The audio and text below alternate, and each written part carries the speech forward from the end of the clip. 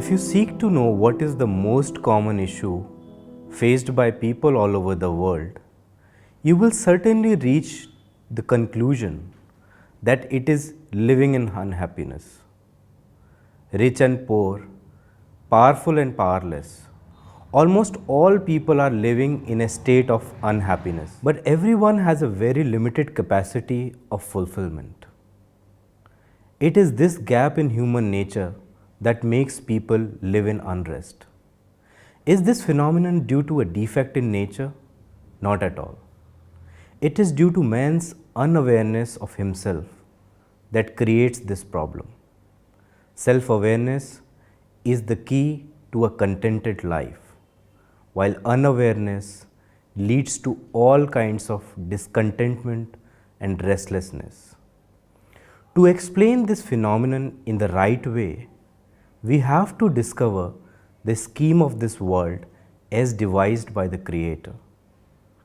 According to the creation plan, the domain of fulfillment in the material world is very limited, while the domain of spiritual and intellectual fulfillment is so vast that words fail to express its endless boundaries. If you want to achieve the state of fulfillment in the material world, then soon you will discover that the scope here is very limited. Food, clothes, fame, wealth, entertainment, all of these facets are associated with boredom. Man has a dual personality, physical and spiritual. Due to its limitations, man develops boredom as far as his physical being is concerned, but his spiritual and intellectual being has no limits. Your mind travels in an unlimited space. It travels by the means of thinking, and there is no boundary for the thinking process. It continues its journey unfettered by crossing all kinds of barriers. For example, the activities of a businessman are limited to the material world. Due to this limited nature, he soon develops boredom. Bill Gates once said, "I can understand wanting to have $1 million, but once you get beyond that, I have to tell you, it's the same hamburger." Scientific pursuit, on the other hand, is an example of traveling in the intellectual domain. This is the reason why scientists do not speak the limited language of a businessman.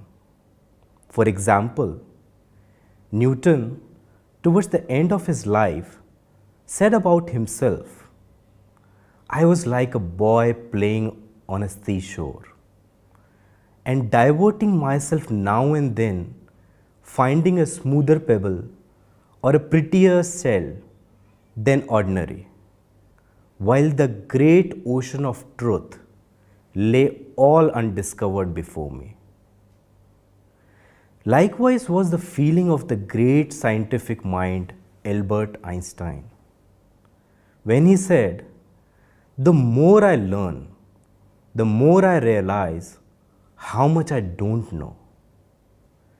Even greater than the scientific pursuit is the spiritual pursuit.